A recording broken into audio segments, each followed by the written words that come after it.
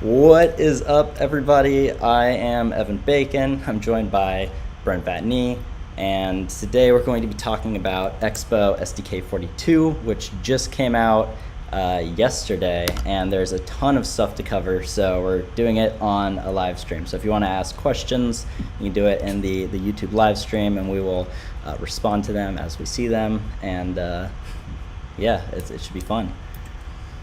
Let's. I'm gonna check on the live stream real quickly. Actually, make sure that's all like working out.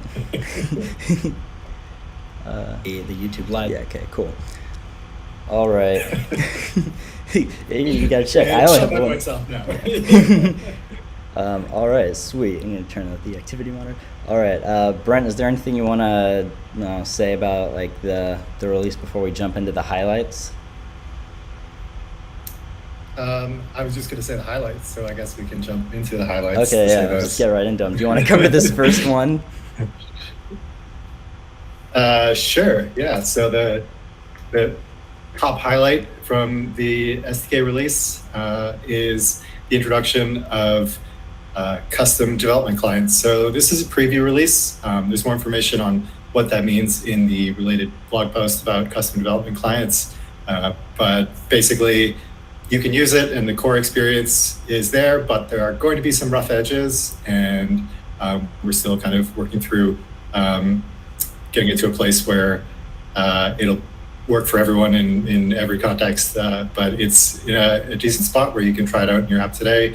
You can try it in managed apps. You can also try it in any React Native app and kind of get the experience of Expo Go, but in other contexts. And the reason this is useful for managed apps is it allows you to use ESBuild to create a new custom development client for your application that includes any library that is compatible with it. So things like React Native Fast Image and Blur Hash and Date Picker and React Native Voice, just to name a few examples. Obviously, it's a long list of libraries that exist in the React Native ecosystem, but these are some popular ones and ones that we like.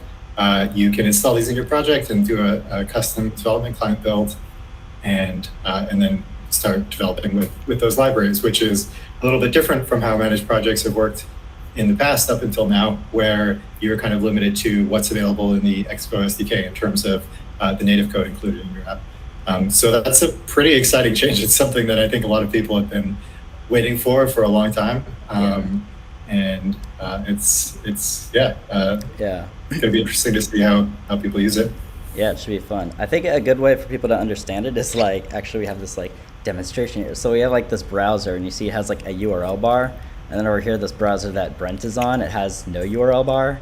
So like there's no way for me to swap to different websites on this browser window. Like it's just kind of like locked to this URL. And that's similar to like how React Native apps work. Like it's on that one URL, and you always need to be connected to that dev server. If this like website's down, I have no way to like kind of like interact with it. So now it's like apps will be like this, where like you've got like a home page, and you can like go to different URLs, and you can like interact with things. And it's a lot more like what Expo Go used to be like back in the golden days before we had to remove some features. And so the next like big feature they have is really exciting. It's first-party support for Stripe. So now you can like do payments directly in the Expo Go app that you download from the store. It's like this zero configuration. You just jump right in and you try it. No need to do native development, and it's really nice. We worked very closely with the Stripe team to make this happen. A guy, Charlie Cruzon, on our team built this on our side. And yeah, it's been like one of the most highly requested features for years. And I remember the first time we actually rolled Stripe into Expo Go client, it was like when I came down to interview for Expo, and we also had to pull it out of the client that same day because it was rejected from the store. But now it's back in there, and it should be in there for a long time. And we also have Varun Nath, who's like really popular YouTuber. He makes incredible videos, and he made a video on how to get started using it. And then we have the API doc. So I highly recommend you check it out if you're interested in adding payments to your app. Yeah, I would say in addition to just watching it because the content is good and it's presented well, Varun his videos have kind of like an ASMR quality to it. And so even if you just want to listen to like a soothing voice and kind of tune out, you might enjoy it. Yeah, that's a very good point. Thank you for adding that. Very important. Yeah. Do you want to talk about Hermes Support? Yeah. So we obviously have had people ask for Hermes Support for a while now in Expo Managed Apps and as well in Expo updates in all contexts. And we held out for a while on this, just wanting to make sure that Hermes was in a good spot. And I mean, at this point, it's very widely adopted on Android, and we're also kind of at a point where Hermes is becoming a necessity for a lot of React Native apps, because as you start using libraries that use JSI and want to debug your app, you can't do that with the traditional Chrome debugger anymore. And so the only way to do that is using Hermes and debugging the actual Hermes engine on the device, rather than kind of running your code in a separate process inside of Chrome. So we have landed that in Expo Go on this release. We did not include it in apps built with Expo Build. It would technically be possible, but it would be a lot of work to maintain that, and there would be some additional user-facing complexities there. And so we decided just to support it on ES Build. And we also support it in Expo updates now. So yeah, check out the guide for using this, and kudos to Kudo Chien, who worked on this. Yeah. He's joined Expo recently and did a great job digging into this feature and making it possible. Yeah, Kudo Chen is one of our more recent hires, and he is incredible. It's really exciting to get to work with him. So we're going to see a lot of really great stuff coming from him in the Expo team. He made a React Native V8, which, if anyone's familiar with, is like a way. It's kind of like Hermes, but it's like you use a different JavaScript engine to load your app. We did get a question here, which is about if you does this mean we will never need to eject to use other React Native libraries? Which I think is an interesting question, because it's like a yes and no, but mostly no. Where now you don't eject. Before, ejecting was you kind of leave the Expo ecosystem and you can't use any of Expo's tools anymore. Whereas now what you can do is this thing called pre-building, where it generates all of the code in your iOS and Android folders, and at any time you can delete the iOS and Android folders and regenerate it later. And at that point, you can go and modify that code manually, or you can stay in this world where you just kind of keep it in this generated state. And that's similar to what was going on in the cloud, except it was going into a shell app. And so in some senses, it is similar to ejecting, but it's still completely managed by the Expo tooling. You can continue to use all of Expo's tooling, and you can use all of our SDK, our cloud service, and now with the dev client, you can create custom clients. So you get everything that you got from the managed experience in this new kind of Expo workflow. Yeah, I think one thing worth pointing out about that too is we're kind of moving away from the term eject, because it doesn't really make as much sense anymore. I think it has confused people to an extent where you see the word eject and you think of maybe CRA, and how when you eject, you are basically no longer using CRA at all. It just kind of pulls all of that configuration that was previously handled by libraries into your project. And I think it's a meaningfully different thing that happens when you run pre-built in Expo projects, and you're still able to keep using all of the tools and services. The main difference is that we've just created the iOS and Android projects on your machine, which is what Evan was just pointing out. And so you can kind of work on those directly. You can treat them as artifacts you can regenerate at any time, or you can say, okay, I want to now take control of these native projects and do whatever I want to them. But it's not going to impact your ability to run builds on ES Build, or use a custom development client, or any of the libraries in the Expo SDK, any of the services. That'll all just keep working. Yeah. So it's really exciting. It's kind of a whole re-architecture of how everything in Expo works, and it took us a very long time to build this. And going into that is this like improved managed apps on EAS Build. So the way this works is essentially EAS Build can build any native app, and when you send your managed app up to EAS, it runs this pre-build step, which generates all the native code, turning it into a native app, and then it builds that native app. And that pre-build step has a lot of configuration steps and rules to it. And when we first rolled it out kind of as like a super early beta in the last version, it had some kinks on Android, and we've worked, I think, like almost all of those out for this version. So it had things like you couldn't do splash screens, other DPIs, you couldn't quite set like the navigation bar color, the status bar color. So we've resolved all of these issues. So now it's like when you switch from Expo build to the new EAS build, you're going to get a very, very similar experience. The biggest difference will be that the bundles or the binary size is like ridiculously smaller. And then we also built in this really awesome new feature where it automatically synchronizes capabilities. And now what that means is if you use certain features like I guess like payments, HealthKit, game controllers, Apple App Site Association, where you like share passwords from your website and your native app. If you wanted to use these in Expo, you had to like generate your bundle ID, and then you had to go to the apple.developer.com, and then you had to like search for your bundle ID and then like fill out all of your capabilities and entitlements, and then you could build your app. And if you didn't do that, then your app would just kind of fail to build, which sucks.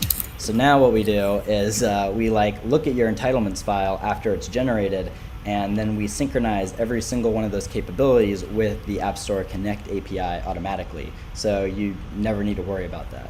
There are some caveats, like right now, payments like merchant ID need to be defined manually, and app group IDs, but we plan to fix those maybe in the next few like weeks, months or something. Like I wrote out the API for it last night, so it should be pretty awesome, because then it's just like a whole category of things you never need to worry about anymore.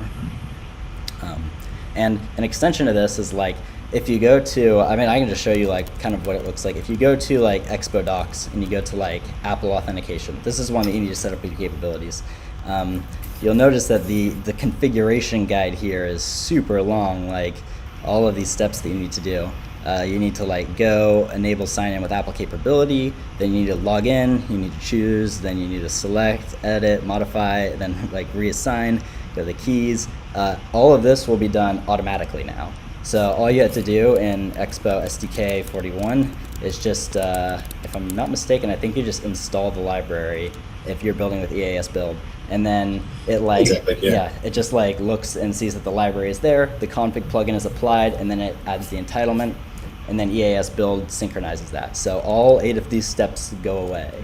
So a lot of convenience there. Do you want to talk about the default Xcode version being upgraded? Yeah, not much to say there, except we updated the default Xcode version from 12.4 to 12.5. If you are still building your app with SDK 41, we'll keep using 12.4 by default. And you can opt into using 12.5 on your SDK 41 app if you like, by changing the image and explicitly saying default. Yeah, that's pretty much all there is to say about that. Nice. And then the new notification features, is there anything to report there? Yeah, this is Cruzon worked on this as well.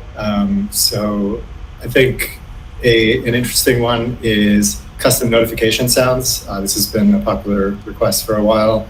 And so using EAS build, you can basically use the plugins object in your app config, and for Expo notifications, provide paths to custom sounds and use those in your apps now. And in order to test those in development, you'll need to do a custom development client build because the sound files actually need to be embedded in the binary. But you can still use Expo Go if you want, or you're not ready to use the custom development client yet, then you can do that, but you just won't be able to test the sounds in development.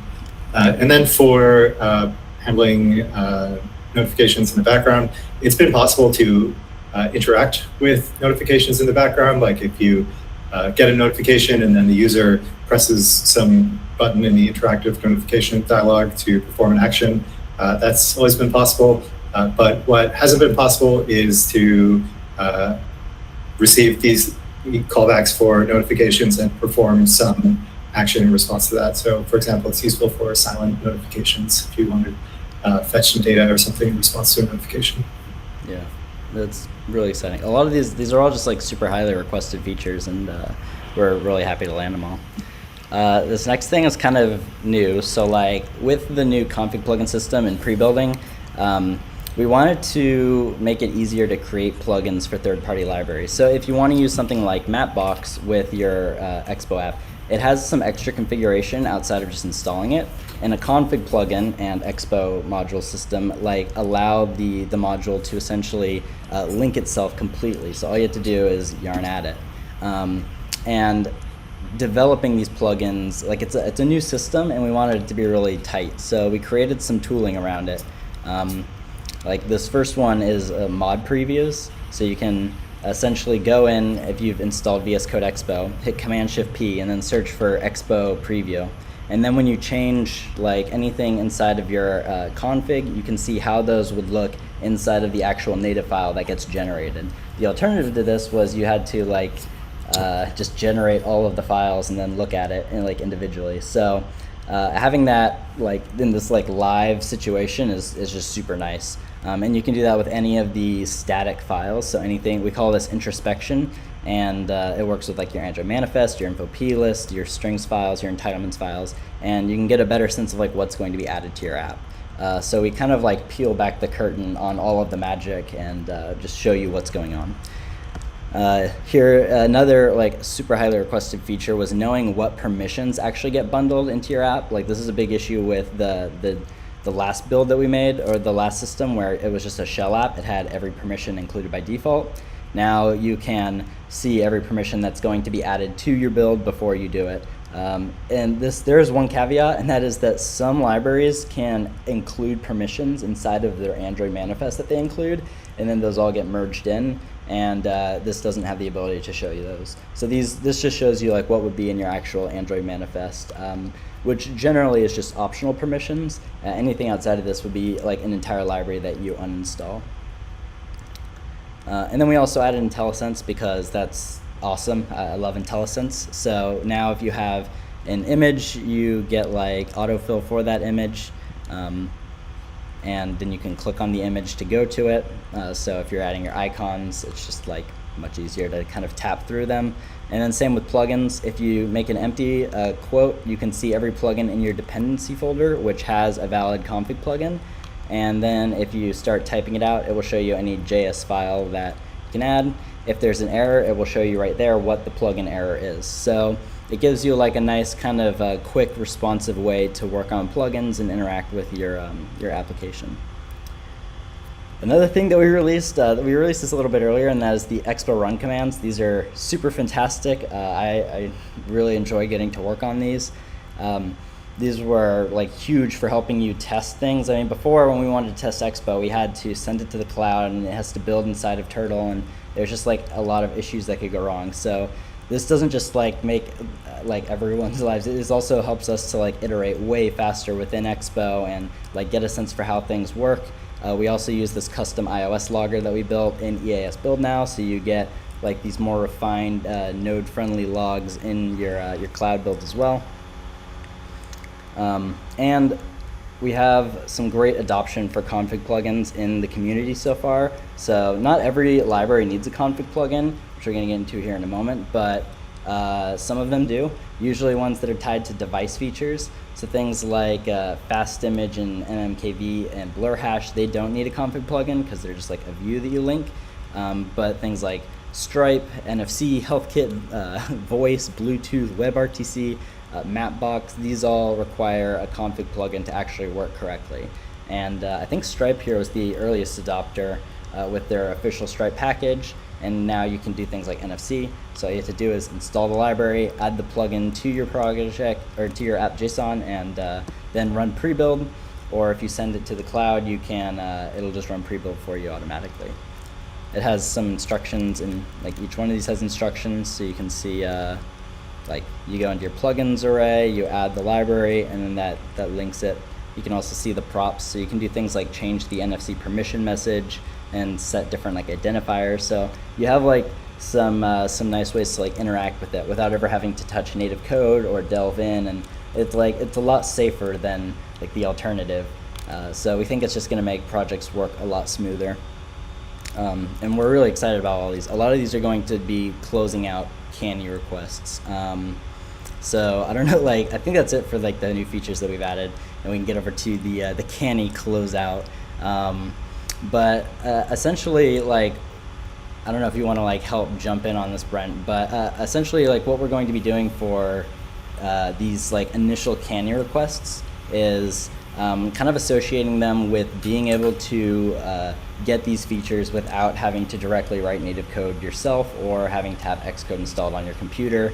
And that is like this kind of like managed workflow experience. Many of the features that exist that are like not inside of Expo Go either couldn't be there because they required build configuration or the App Store didn't allow them.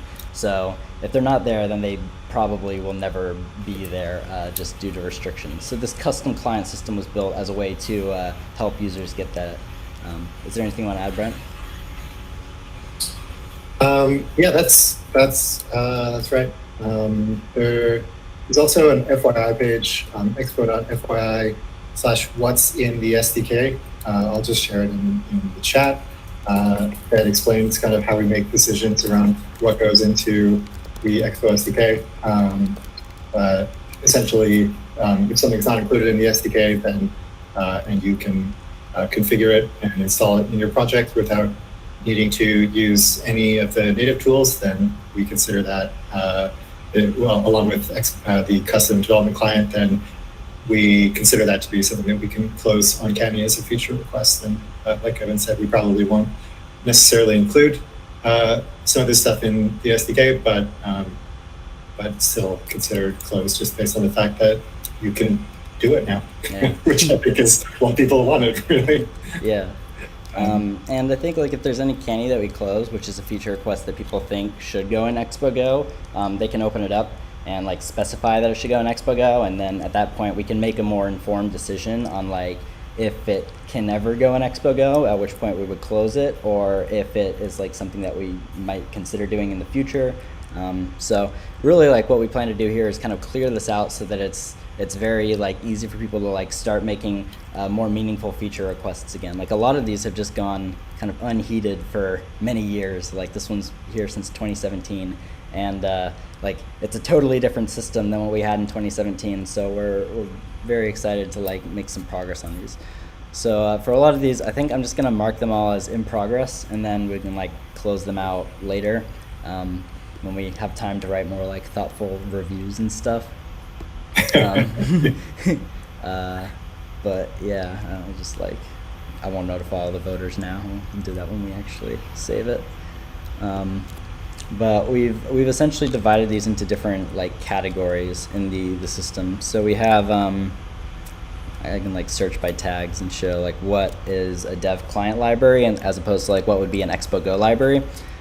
So things like native plugins, which is definitely complete as of now, and we'll close that after this, and build a custom client app with custom native modules.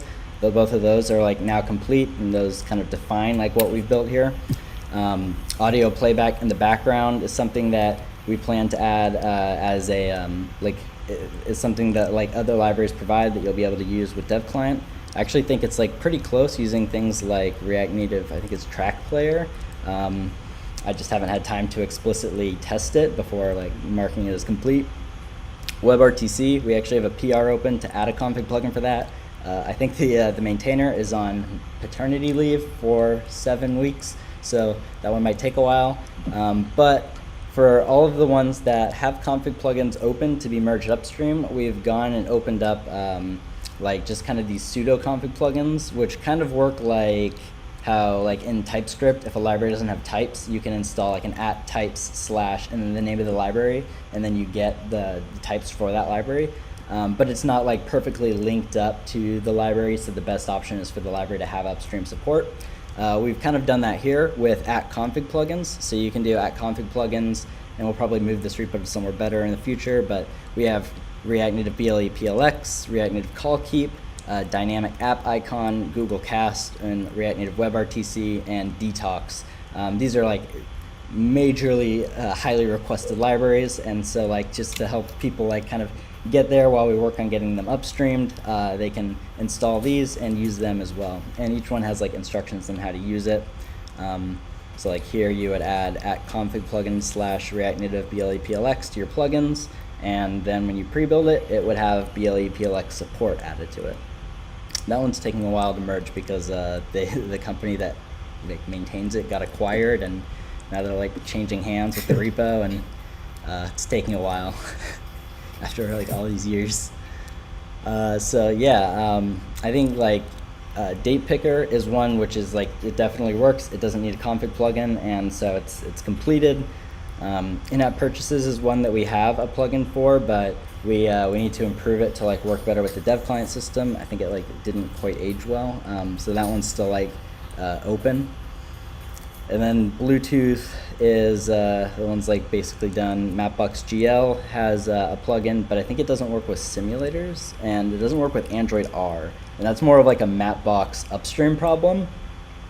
Now the benefit of this is that people can open pull requests for those, and they can get merged outside of the Expo SDK release cycle. Like they don't necessarily, you don't need to wait 4 months for us to release a fix to these things. You can, like, it can be fixed by anyone now. And then a ton of these are just like either done or there's a config plugin like in progress for it.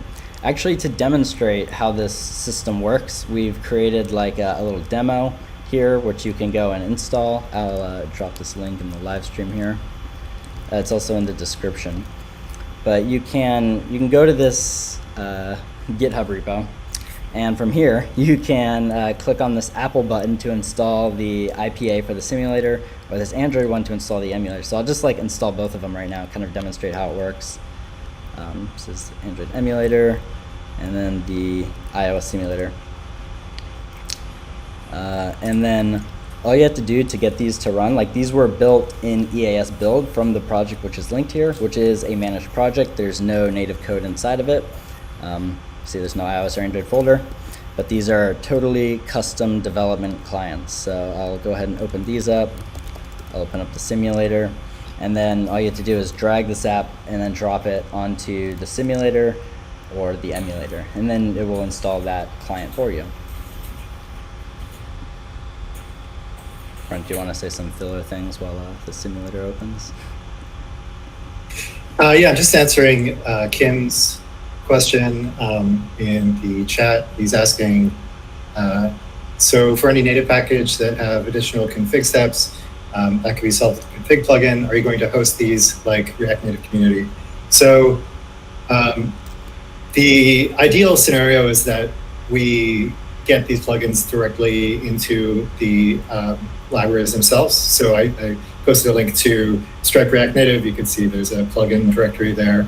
And if that's done, then you only need to install that package. And then if you use Expo install, we automatically add that to the plugins array in your app.json. And then you can just go in and add any configuration options you need. Or if it doesn't require any additional configuration options that you actually provide, then it'll just work right away.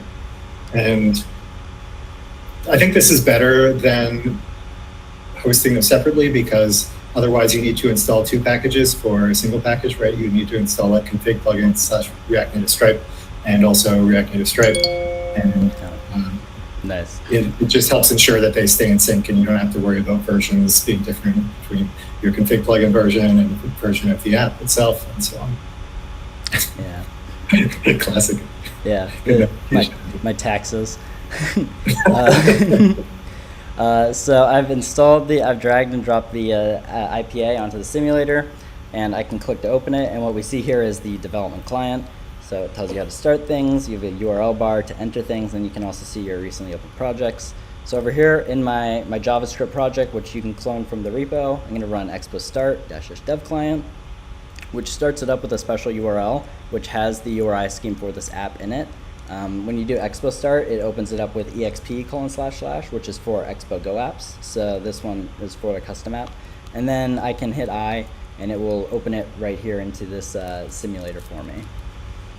So just like that. You can also sign in the dev client, and so with the profile button on the bottom. And when you do that, it'll have the same behavior as Expo Go, where if you start a dev server on your computer and then open the custom development client, you'll see a button you can click to just open that app right away without having to necessarily have it on the same machine or anything. Yeah. So you can come over here and like hit M or shake your device, Control D, open this up, and then you can go to your profile, sign in, all that same experience that you get from Expo Go. But now I've got React Native Date Picker, which is not available in the Expo SDK, added to this custom development client, so I can install it and then go interact with it. I've got some React Native Date Picker code right here. I'm gonna type some stuff and we'll see how GitHub Copilot reacts to it.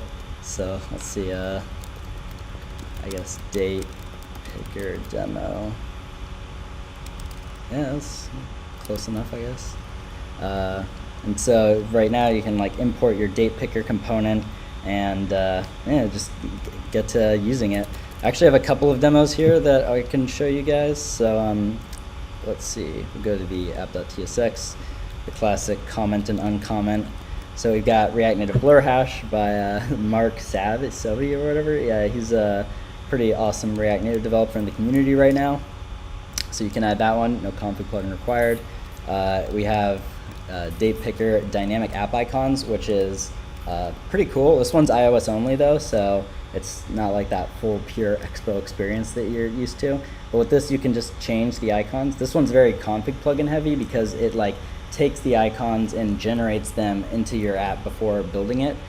So we've got pictures of Brent in here, and then when you swap between them, you see it changes the app icon, and yeah, and then it also shows up here in the date switcher thing, although it's kind of buggy, I've noticed. Not the library, just the feature in Apple in general, which is why I think a lot of people don't like implement it in their apps.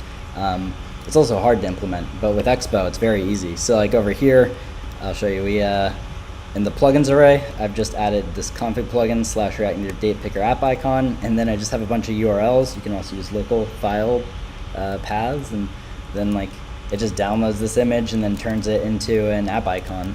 So a lot of really powerful, like very difficult, complex features, which just make your app feel like super refined, can be implemented with like some basic JSON, and it can be autofilled a lot. And yeah, it's really exciting stuff. We have React Native Fast Image here, and let's see, React Native Health is another big one that people request. This one also uses the auto entitlements thing. As you can see here, I've requested steps and heart rate permissions, so I can like turn all categories on. I can like leave some of them off. This is like a native thing, and then I can like show the permission status from React Native Health. So if you want to implement like a health app, you can now do that all in this managed workflow. React Native YouTube, another highly requested library. Here it's opening up this Expo application services, or like EAS announcement video, and yeah, and then most of this stuff also just works on Android as well. I think Health doesn't, and Dynamic App Icon don't, but those are more of like those are like those libraries, and we can like work on PRing fixes and support for those in like later. I'm also going to open this up on the Android emulator. God help my computer. And we'll see how it goes. I'm going to close this on iOS. So over here you see YouTube. I don't think it works in the emulator. Oh, last night we wanted to show Bluetooth and WebRTC and like some of the more fun ones, but none of them work on simulators or emulators. So we've settled for like all these views and stuff. So Fast Image working here. Dynamic App Icon does not work. Date Picker does work, and Blur Hash.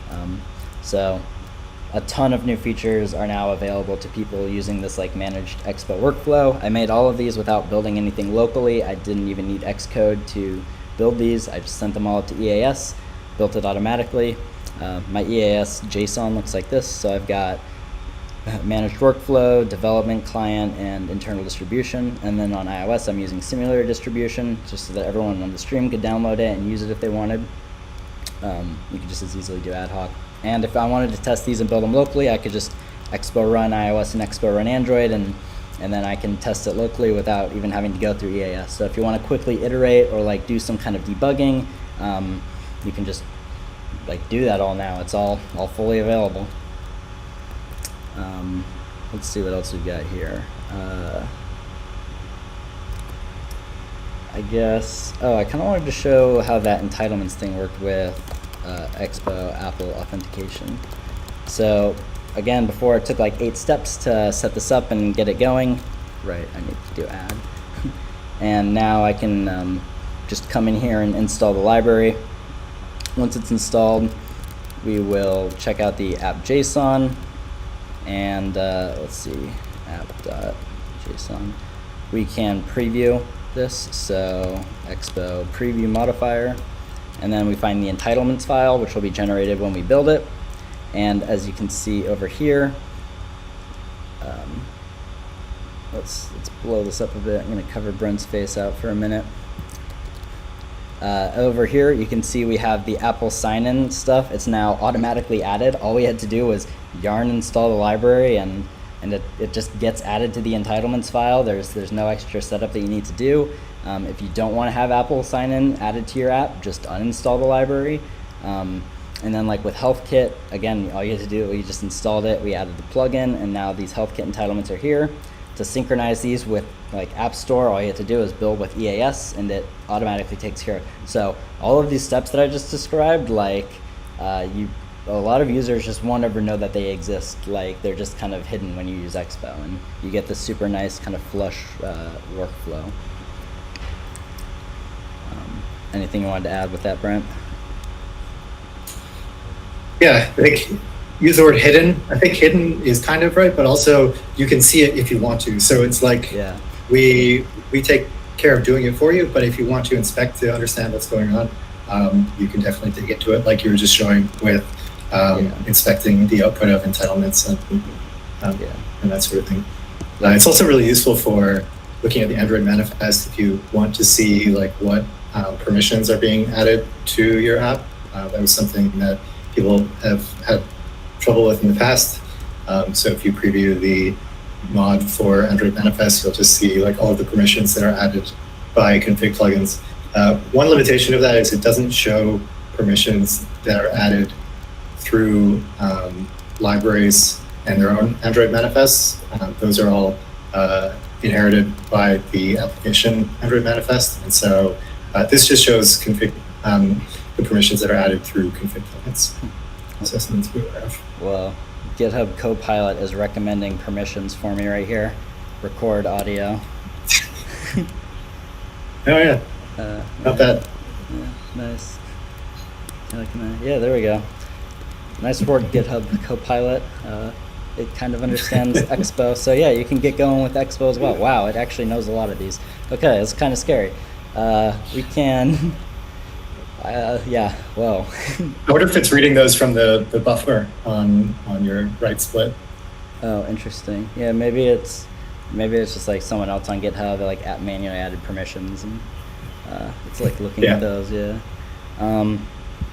So yeah, I think the theme of this was going to be close out all of these issues. So I think we'll just like mark them all in progress. We kind of wanted to explain our reasoning behind closing them out, because we are about to close a bunch of them out, and then we'll like write in more thoughtful like how you actually go about implementing the feature and using it, similar to what we did with like I guess WebRTC, or actually NFC is a better example, because over here you see it's like we've described the PR to do it, the config plugin, the docs, like how you go about it, and like we have previews. We won't do that for everything, but we kind of want people to like understand kind of our reasoning here, and so we think we've helped to make that a bit clearer.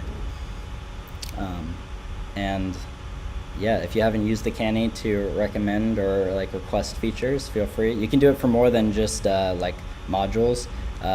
People use it for like EAS build things. Let's see if I can like clear these out. There's